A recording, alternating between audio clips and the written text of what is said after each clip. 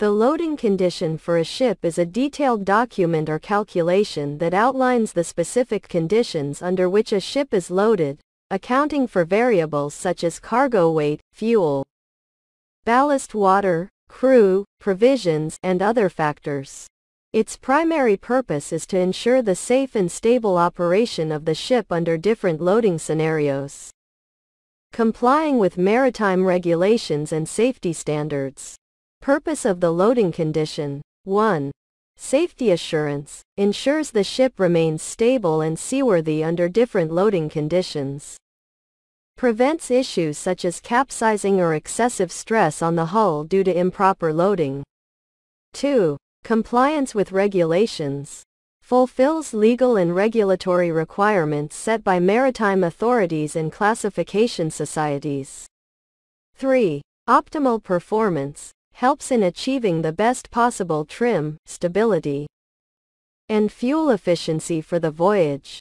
4. Emergency preparedness, provides critical information for managing emergencies like shifting cargo, grounding, or encountering rough weather. Information shown in the loading condition document: 1. Ship's particulars, basic details of the ship such as name, IMO number, dimensions, tonnage, etc. 2. Loading scenarios, different loading conditions, such as lightship, without cargo, ballast condition, full load condition, or partially loaded conditions.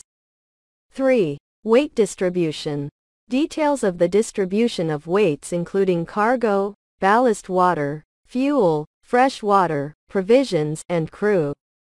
4. Stability information, metacentric height, GM, righting arm, GZ curve, and other stability criteria for each loading condition. Stability assessment in terms of compliance with IMO criteria, ensuring the ship's ability to return to an upright position after being heeled. 5. Drafts and trim, drafts, fore, aft, and mean, and trim, difference between forward and aft draft, under each loading condition. 6. Freeboard and reserve buoyancy, distance from the waterline to the upper deck and the reserve buoyancy available. 7. Shear forces and bending moments, calculation of shear forces and bending moments to ensure they are within the ship's structural limits. 8. Damage stability, assessment of the ship's stability in the event of flooding or damage to the hull. 9. Load line compliance, verification that the ship's load line is not exceeded under any loading condition. 10.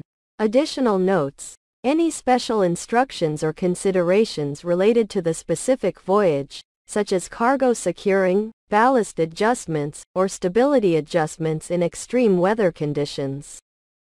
This document is critical for the safe and efficient operation of the ship throughout its voyage, guiding the crew in maintaining the ship's stability and structural integrity.